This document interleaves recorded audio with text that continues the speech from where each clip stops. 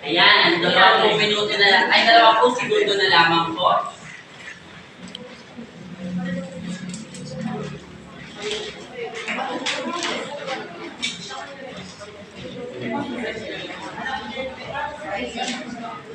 Sampung segundo.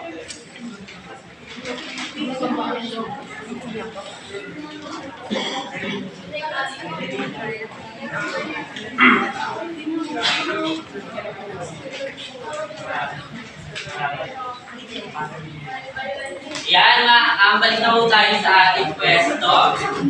Yan, okay na po yan. Kung ano po ang inyong huli na ilagay dyan. Okay na po yan. Yan. Balik na po tayo sa ating pwesto. Maraming salamat. Ayan.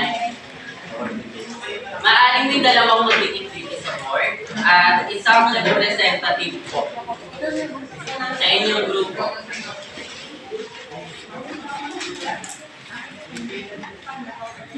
Representative po.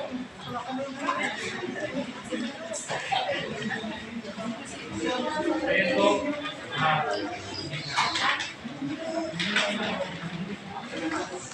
Maganda yung ganun. Magandang umaga po. Ito po yung napag-usapan namin mga salita na related po sa sexualidad. Una po, LGBT. Ito po yung konsepto ng mga sexual orientation, gender identity, and expression po natin ay po dito. And then, pag yung naman po sa inclusivity, ito naman po yung tumatalakay sa mga pag-eliminate ng mga paraan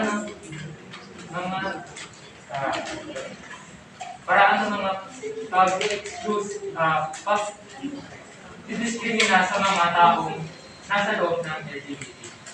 Sa spectrum naman to, at dito naman po, hindi lang lamang daw po na conforma sa dalawa lang po yung sexualidad ng babae at lalaki. Meron din po mga sexualidad na meron po iba't ibang identity, and meron din po mga kasalihan na meron po pagkakahalo at yung tawag po ito intersex.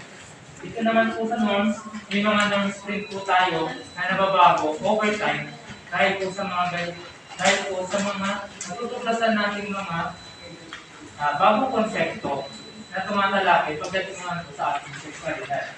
Social contract, siyempre po, meron na pong mga nakabuong mga konsepto sa lipunan natin na hindi naman po siya basta-basta na yan, ihihito na kita dyan na. So, ang mga kanyang nalagay ay LGBT, inclusivity, spectrum, norm, social construct, development, and identity. Napakahusay ng inyong mga naisip mamaya ay tatanungin ko kayo kung bakit ay yan ang inyong naisipan. Maraming salamat. Para sa pangalawang grupo naman po.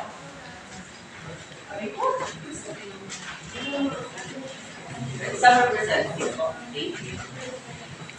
Ang mga nabuo namin salita ay una, babae, lalaki, LGBTQ, ayun yung mga Sabihin na lang po na kung ano yung mga naisulat na.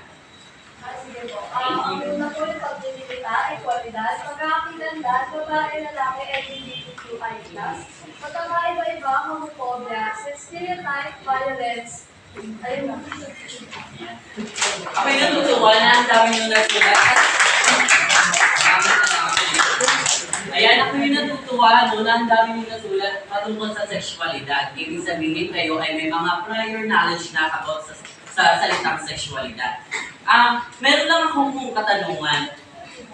Ano yung napansin nyo? Bakit ito yung pinagawa ni teacher? Bakit itong aktibidad na ito ang pinagawa ni teacher? Anyone? Ano yung napansin nyo? Bakit sexualidad?